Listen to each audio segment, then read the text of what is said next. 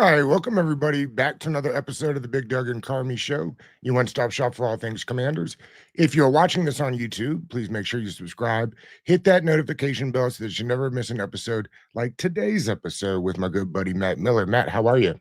I'm doing well, man. Thanks for having me back. Absolutely. It's a couple of years now we've done this. I always look forward to it. It's an easy show prep for me because we're just going to go through the rookies and see what you think about them. How long have you been with ESPN now, Matt? Oh my goodness. I went to ESPN in 2020. So five years, I think. 5 years And fast. 10 years of Bleacher Report before that. So I'm old, is all that means. It just means that I'm really old now. Well, feel good that all this hadn't turned gray for you quite yet, because I beat you there. It's coming. Um, Yep. it's interesting the way Adam Peters has kind of had to reshape this roster.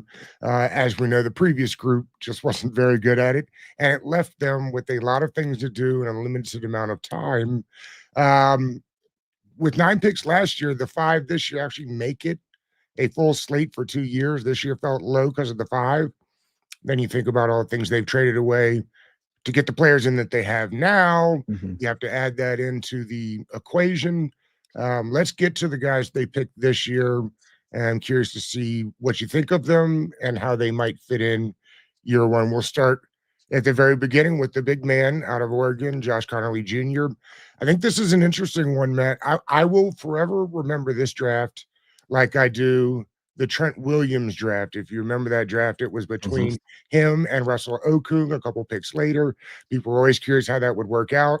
With the kid from Ohio State going just after Connerly, I think that will be interesting to see what becomes of those two. I've been told, and we'll get your opinion, obviously, that with Connerly, if he'd gone back for another year, we might be looking at a top 10 pick, just adding on strength and more experience. I wonder if that's what Adam Peters and company saw this year. Yeah, I think so. I was a big Josh Connerly fan, really throughout the process. I had the opportunity to meet him at the O-line Masterminds Clinic in Frisco, Texas, last summer 2024. And I mean, he was so inquisitive. And, O-line Masterminds is fun because you get Hall of Famers and you get active NFL players. So to watch Josh Connerly ask Lane Johnson questions, or to ask Steve Hutchinson questions, it's like, okay, this is like I'm taking notes, right? I'm trying to learn as well. Connerly was as plugged in as any player there. So I love to see that. And I loved his story, as a guy who was a high school running back at one point and kind of outgrew the position. But you always saw that athletic ability on his tape. The biggest key was he just needed to get stronger. He needed to continue to add some play strength. So I loved that Washington took him, especially after adding Laramie Tunsil, because I viewed it as, oh my gosh, this guy's going to have, a little bit of a runway to develop now where you're not going to go to a bad team and get thrown into the mix. It's very different going to the Washington Commanders where they have Laramie Tunsil and Andrew Wiley, as opposed to going to like the Cleveland Browns, where you might be the week one starting left tackle and you don't have a mobile quarterback. Well, in Washington, you have one of the best running quarterbacks in the NFL, and you have some veterans that can show you how to be a professional player, especially when you're coming into the league as an underclassman. I think that's incredibly important. So I was high on Connerly. I do see him as like a little bit more of a developmental player. That doesn't mean that he couldn't play as a rookie if need be. It doesn't mean he can't win a starting job. He has played left and right tackle before. I think he could even play on the inside a little bit if need be. But I definitely viewed him as somebody that was more likely to at least start on the second team or as like a sixth offensive lineman, and then kind of learn and continue to grow and build his strength up. Were you surprised that they took him over the kid from Ohio State? No, and like Josh Simmons might end up being a really good player. I live just south of Kansas City, and everyone's raving about Josh Simmons. But every team's medical department is different, and Simmons was coming off, a patella injury that it's tough to deal with, and there were a lot of doubts about him pre-draft, and really until Kansas City got him in their building, and you started to hear some stuff like the week before the draft that he was starting to work out and he was moving pretty well. He gets into rookie camp, he's like active, and in training camp, he's been there starting left tackle. I think pretty much from the jump. So I think it's one of those situations where it might be easy to look back in hindsight and say, oh, you should have taken Josh Simmons instead of Josh Connerly. But the question marks around Simmons' injury, I mean, Washington's doctors might have said, hey, no, we we can't take him. He's off our board because of the injury. There was also some rumored character stuff with Josh Simmons that maybe Washington didn't feel comfortable with. I know he was at the Senior Bowl. While I was at the Senior Bowl, he was there, not as a player participant, but he went down with his agents to basically grab NFL scouts in the lobby of the hotels and say, "Hey, we'd love to get our guy in front of you," because he needed to kind of repair his image a little bit. And obviously, I think that worked. I think he probably grew up a lot after the injury and realizing what was at stake. And Kansas City was willing to take that risk. Maybe Washington wasn't. So I guess time will tell. With the second pick, they take Trey Amos. I think a lot of people, at least Commanders fans, were thinking maybe this was a D end here. They needed some help getting to the pass rusher. They went a different direction in free agency and kind of bulked up that line, which I like. Trey Amos is getting rave reviews from camp. What were your thoughts about him? Man, I loved him. I went and Yeah, watched him play in person at Arkansas. I mean, Ole Miss dominated that game. But watching him in person, I had a late first round grade on him. right. And I don't have my notes in front of me. I apologize. I archive everything after the draft. But he was in my like top 32, top 40 pretty much throughout the process. So if they had taken him late first round, it wouldn't have been like a bad grade from me because I'm a big believer in Amos. I mean, he has size, he has quickness. I think we saw that at the Senior Bowl. One of the big questions was, can he turn and run with guys? Yes, he can, because he did it at the Senior Bowl, against some really fast wide receivers.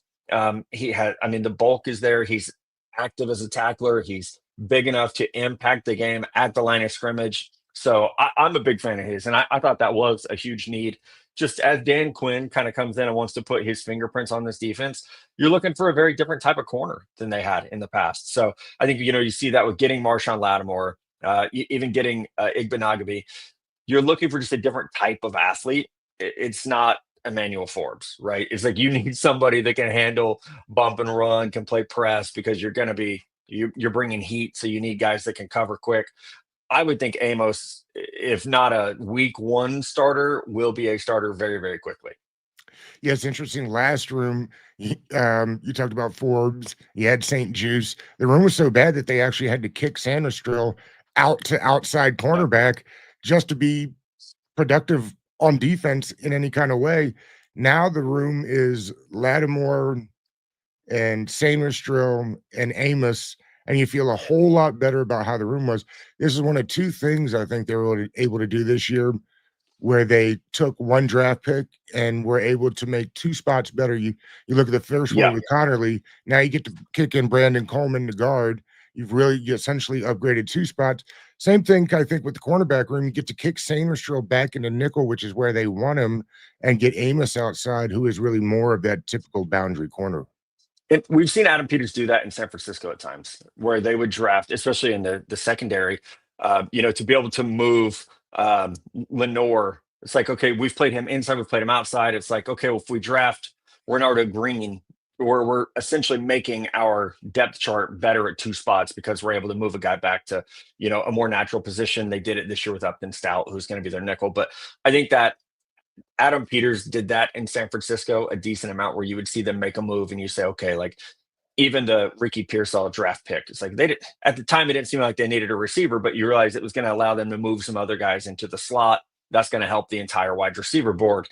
I completely agree with that sentiment that not only did you need an outside corner, but now you're so much stronger at the nickel because that's where Mikey should be playing. Yeah, essentially, you mentioned Igbenogany. He essentially is like CB5 now, because they also brought in Mhm. Jonathan Jones from the Patriots before they drafted Amos, assuming he'd probably have to start. I'm assuming you had Brandon Coleman as a better guard than tackle coming out last year. I did, yeah. I mean, with like swing versatility, but Sure. I did think much more of a guard than a tackle. And listen, he played well last year. I don't think anybody's going to be upset about getting that type of return on investment from a guy that you picked up, in like the fifth round? Third round, excuse me. Third round, yeah. Like that you're pretty happy with that. So I'm excited to see him, at guard, and I do think that's where his home was going to be at. This is an interesting one for me. They get Jalen Lane out of Virginia Tech. You grind and study the tape just as much as anybody. Jalen Lane to me was one of the hard ones to kind of predict because the quarterback play was not good.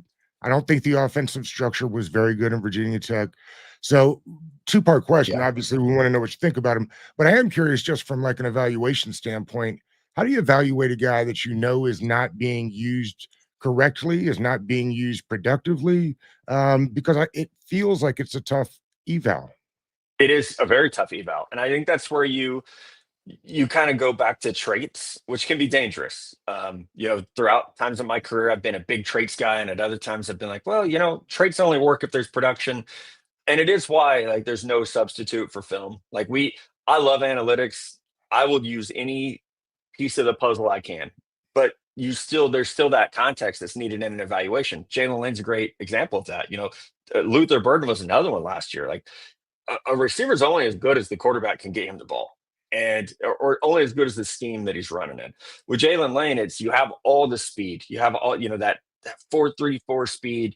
He could take the top off the defense, but he's also able to make people miss underneath. He's not just a vertical stretch guy; it's that shiftiness.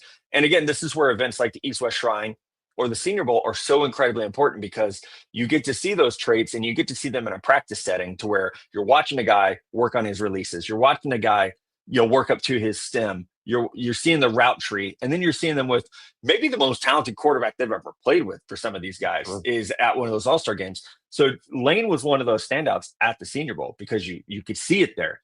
And it's like, my goodness, the foot speed is special. And watching him work against some of the corners that were there, especially, it's like, okay, watching one-on-ones and you're seeing like no one's really running in phase with this guy. So I would think immediately there's going to be some development, right? Receiver can be easy to transition. It can also be very difficult. And I would think going from Virginia Tech's offense to the Commanders' offense, Cliff's going to do a good job if he gets on the field of finding him space and scheming him some touches. But I would think he's probably going to help in the return game as much as he helps as an actual receiver, given the depth chart. And hopefully Terry's back out there. But you have Debo, you have Noah Brown, you have Luke McCaffrey. Like there's some established guys there that you would hope Jalen isn't thrown into the ringer right away. You mentioned McCaffrey. I don't think he's quite been what the fan base was hoping for. I Yeah. don't maybe think players get enough grace and time either, right? He was a guy that switched over, maybe got drafted a little early. What were your thoughts last year, and where do you think he can be this year? I liked his toughness. I thought watching him in person, he had great hands and his ability to bring the ball in through contact, through traffic. It was like he just did such a great job of that. It was like there was no fear.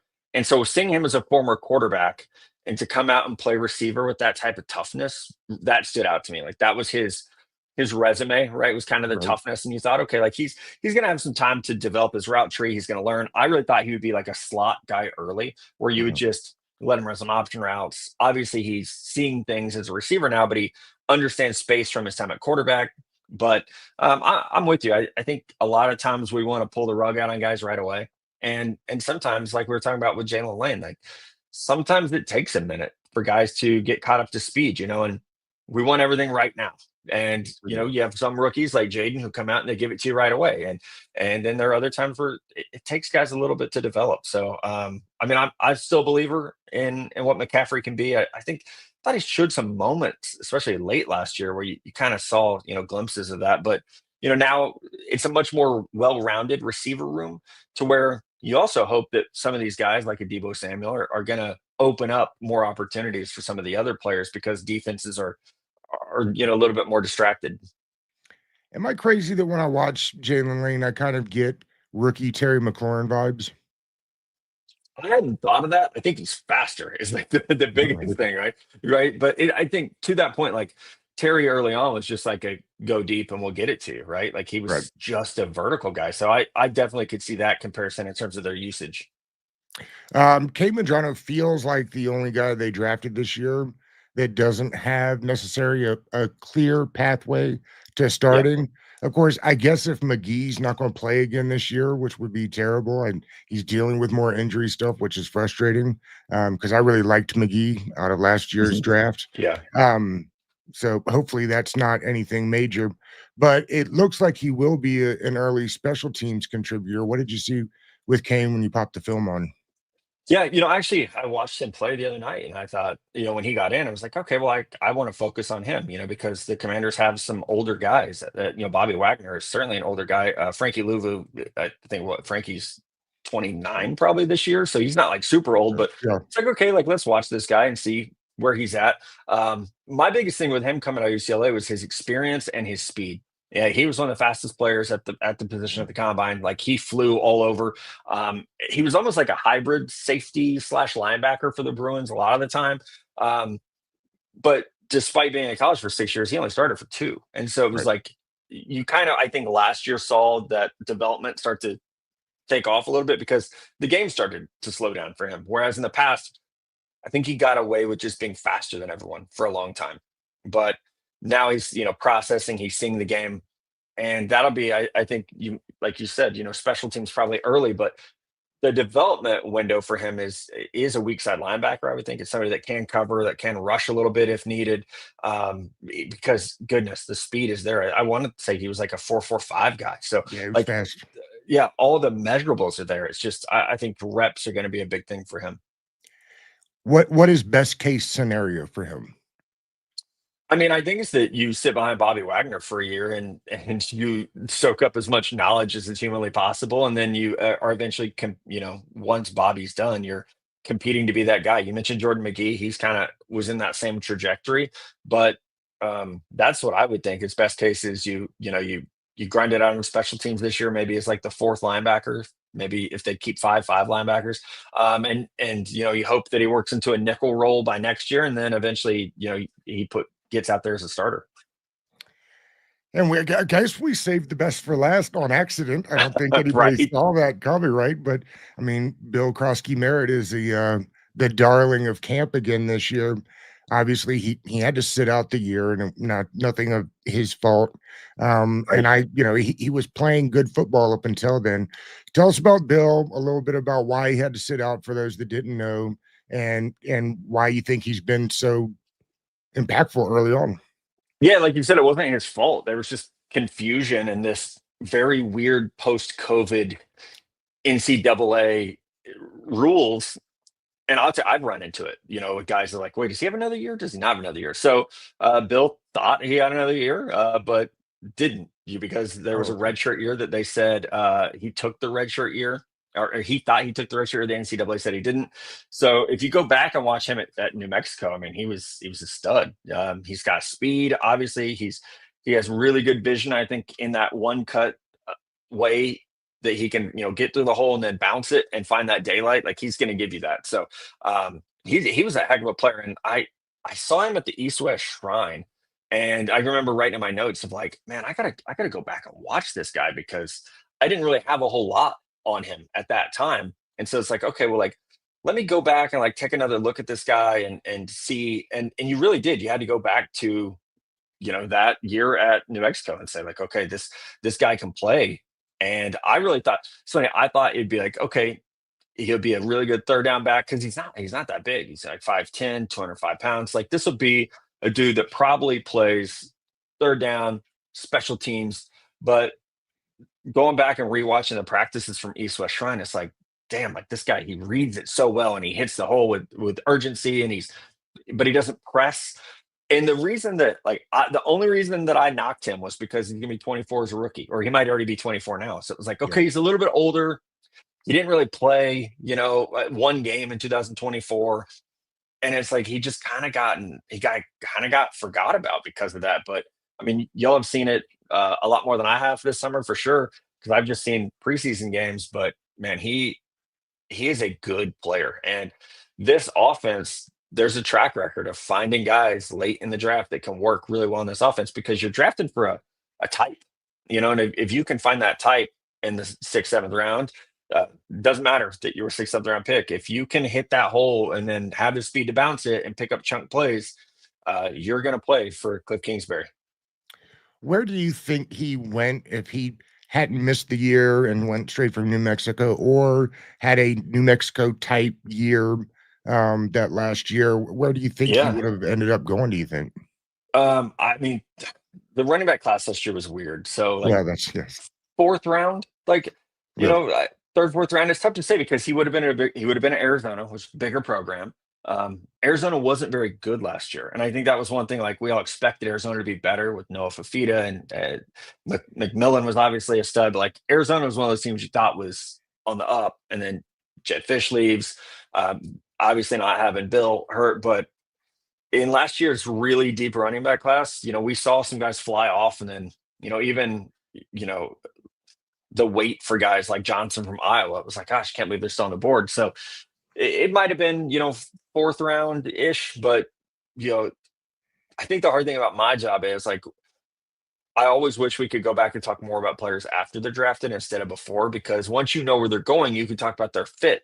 And a guy like Krusty Merritt going to Cliff Kingsbury, that elevates his value, right? You like him more there than as opposed to going to other teams, as opposed to like going to Dallas or somewhere or Miami maybe. Like you love his fit with Washington, so that's going to elevate his draft grade, so to speak. They added the 2 tackles, so now you're looking at Tunsil, Coleman, Biotish, Cosme, and Connerly and/or Wiley. Where does that set them amongst the league in far as offensive lines go? I think it's a really good one. I think one key with offensive line is like you have talent and then you have continuity, Right. and you need both. Buffalo has a really good offensive line, despite not having like Deion Dawkins is good, Spencer Brown's good, but the continuity is the huge thing for them, and that's why they have so much success. You have offensive lines like Washington's that has Tunsil's a stud when he's healthy. Coleman looks like he's gonna be a really good player. Biadasz is a plus level center. Uh, Connerly, we think, can become really, really good. Cosme's, when healthy, pretty good. So it's certainly good enough to win a Super Bowl. I mean, it's the other pieces around that. It's getting Terry in camp. It's I think a consistent pass rush. I would say like the weakness of the team is more the edge rush right now than it is like I'm not worried about the offensive line. It's can you get Terry up and going? I always worry about receivers coming in late because soft tissue stuff. It's like Are you what surprised have you that been we're here doing? with Terry? Yes, I am very because to me it's like a no-brainer. It's just why would you not? And I know he's a little bit older than I think a lot of folks realize, but when you have a quarterback that played as well as Jaden did as a rookie, I would want to move heaven and earth to make him confident in year two. Now that teams have more tape on him, your scheme, there's more tape on it. I would I would want to do everything possible. I can remember talking to Brett Veach about this early with Mahomes, and he was like, "We will do everything humanly possible to surround him with weapons and protection. Like even if that means that we swing on things we might not have in the past. It's like their mindset was we will build around Pat, and they've won 3 Super Bowls. With obviously they have a very good defense, but so I mean that the Super Bowl window is now. Jaden's on a rookie deal. The window is now. You've got your coordinators. They didn't go anywhere. I would think you look at that and say, we know we've got a couple years here where we can win. Terry might be 29, but like let's lock him up for 3 years. If we, 3 years and whatever, $75 million, whatever it is, and make sure that Jaden has that guy on his rookie contract that you can go win a Super Bowl with. They fell out of love with Brian Robinson almost immediately. Another one that kind of is surprising. I, I, Yeah. I guess maybe that lingers from last year at the end of the year. I'm not quite sure. But again, it's one that kind of came out of nowhere, and it's an interesting one. I guess I'm more surprised that it seems like there's a fair amount of interest around the league in Brian Robinson. Yeah, I think that type of running back there's a need for, a guy who has some power. I'm with you because I know he didn't play that well against Philly, but he played pretty well against Detroit. And so it's like, okay, there was the Dallas game late where he wasn't very good, but there's still a value for a power running back, especially when we look at this depth chart and it's there's some Austin Eckler is not a big guy, Krosky Merritt not a big guy. You would think that you would find a way to work those together to have not everyone's going to have Bijan or Saquon, right? So Right. sometimes you got to piece it together to get those guys. So I'm as surprised as anyone, that it seems like he's going to be on the move. But I do think there are teams that have a need for a player like that. I think everyone probably saw the same tweet today that like maybe Miami is one of those teams. Maybe Houston is one of those teams giving questions about Joe Mixon and Nick Chubb. Like there are teams out there that thought they had an answer and now don't because of injury or attrition. So, Brian Robinson being a young guy who has had some success, like there's still value for him. For those that watch this show on a regular basis, I love two things: the Commanders and the Georgia Bulldogs. I watched a lot of SEC football in my lifetime. I like Chris Rodriguez, who seemed to get Georgia every year. What's the Mhm. drop off from Brian Robinson to Chris Rodriguez? And I liked Chris as well, and I thought he played again a guy who I didn't know I was going to be on with you this time. But watching the preseason game, I thought Mhm. he played well. I think there's a drop off in talent. I do think this scheme, I don't know how much that matters. It's like, okay, Right. you look at the salary cap, you look at age, you look at injury, and it's like, okay, how much of a difference is the difference worth X amount of dollars? Is it, we know we have a guy who's going to be, consistent and not going to be hurt.